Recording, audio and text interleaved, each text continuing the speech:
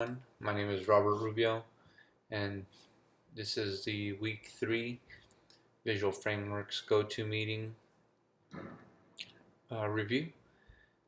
This week we talked about a lot of different things, a little bit about Project 2 review and how um, ensuring we went over basically not using repetitive code, creating a loop or a function to try and clean and condense that code.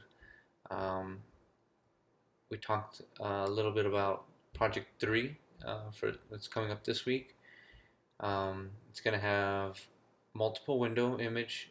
It's going to be an image gallery on the second window. Only one button on the main window. Second window will have that title of whatever the images are of. It's a header, if you will. You'll have to have enough images in order to allow it to scroll.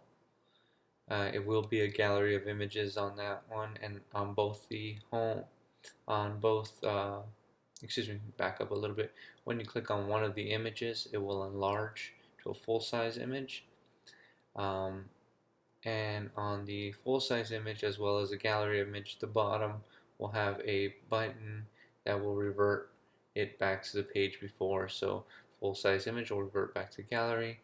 Gallery bottom button will revert back to the start gallery or the main window, initial window. He reminded us, basically we talked about creating an image folder and nesting that inside the resources folder. The image that we are going to be calling on or using in the image colon section of our code. This is an actual image, not a background, not an image that will just be there, so it'll format into its size. So if the height and width are not added to image property, it will scale to fit the window and will continue to grow until it reaches natural size. So if it's 200 pixels, it will consume 200 pixels. If it's 200 by 200 is what I meant.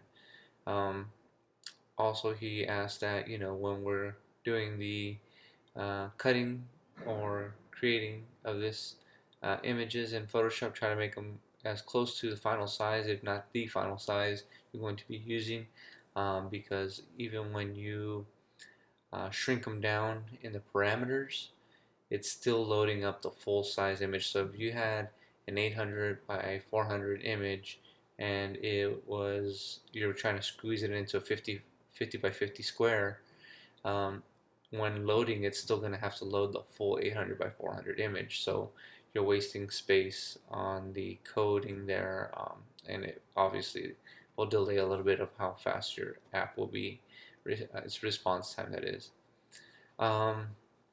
We talked a little about ensuring to include the path when calling on the image or using the image, either in the var or in the calling of it in the image colon section of it. And when changing image file names, let's say you change it from dog to boy and dog.jpg, make sure to clean the app in the systems on the top on the options. Also, when the simulator pulls up, revert it back to the apps and delete the app itself from the simulator.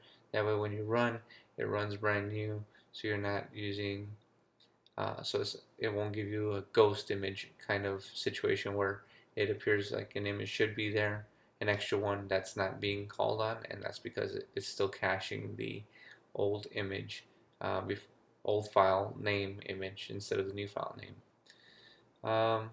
We talked a little bit more about just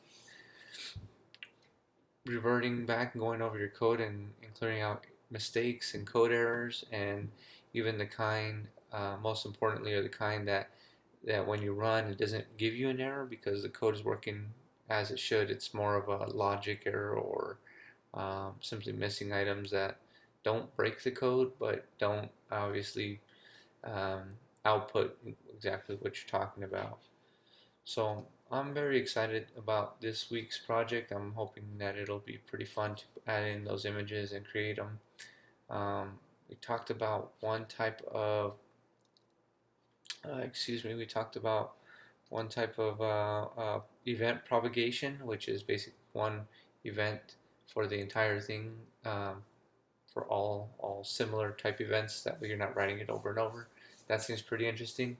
So I hope everyone has a good week, and I hope it's another successful week for everyone else as well. Y'all have a good night.